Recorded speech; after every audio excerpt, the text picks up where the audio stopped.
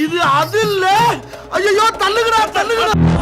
Priyanthan bro மறுபடியும் ஒரு படம் சஜஸ்ட் பண்ணியிருக்காரு. அவர் ஒன்றும் இல்லை, ஏகப்பட்ட படம் சஜஸ்ட் பண்ணியிருக்காரு. வேற என்ன பண்ணுறது, நமக்கு அனுப்புனா நம்ம பார்த்து தானே ஆகணும்.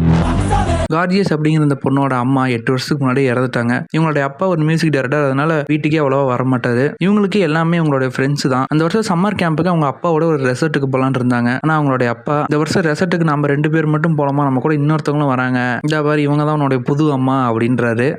கார்ஜியஸோட அப்பா அவங்களுடைய அம்மாவுக்கு ஒரு மிகப்பெரிய துரோகம் பண்றாங்க அப்படின்னு நினைச்சுக்கிட்டு கார்ஜியஸ் அவங்க அப்பா மேல கோவப்பட்டுட்டு அவங்களோட ரூம்ல போய் படுத்துக்கிறாங்க. அங்க அவங்க அம்மாவோடைய பழைய போட்டோலாம் எடுத்து பார்த்துட்டு இருக்காங்க. அந்த போட்டோலாம் எடுத்து பார்க்கும்போது அவங்களுக்கு ஞாபகம் வருது அவங்களுக்கு ஒரு அத்தை இருக்காங்கன்னு. அது மட்டும் இல்லாம அவங்களுடைய அத்தை அங்க தனியா தான் இருக்கிறாங்க. கடைசியா அவங்களுடைய பாட்டி இறக்கும் போது இவங்க பார்த்திருக்காங்க. இதனால இவங்களுடைய ஃப்ரெண்ட்ஸ் எல்லாம் கூட்டிட்டு அவங்களுடைய அத்தையோட வீட்டுக்கு போறாங்க. ஆனா அங்க போனதுக்கு அப்புறம் தான் தெரியுது அவங்க அத்தை ஏற்கனவே இறந்துட்டாங்க அப்படின்னு. அவங்க இருக்கக்கூடிய அந்த வீடு அப்படிங்கிறது கொஞ்சம் கொஞ்சமா ஒவ்வொரு பொண்ணுங்களா முழுங்கிட்டு இருக்கு. இந்த படத்தோட கதை அப்படிங்கிறது இந்த வீட்டுல இருந்து மிச்சம் இருக்க பொண்ணுங்கலாம் தப்பிச்சாங்களா இல்லையா அப்படிங்கிறது தான்.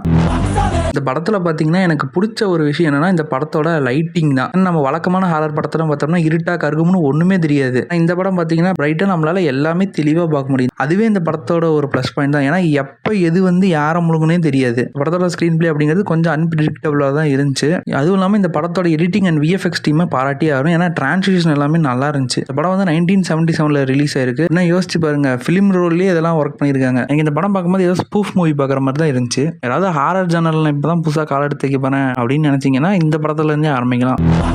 நிறைய பேர் என்கிட்ட ஹியூமன் சென்டிபீட் படம் போடுங்க ப்ரோ அப்படின்னு சொல்லி மெசேஜ் பண்ணிக்கிட்டே இருக்கீங்க. அவங்களுக்குலாம் நான் ஒரே ஒரு விஷயம் தான் சொல்லணும்னு நினைக்கிறேன். நான் செத்துறேன்டா, போப்பா, படத்தை தாண்டி போ.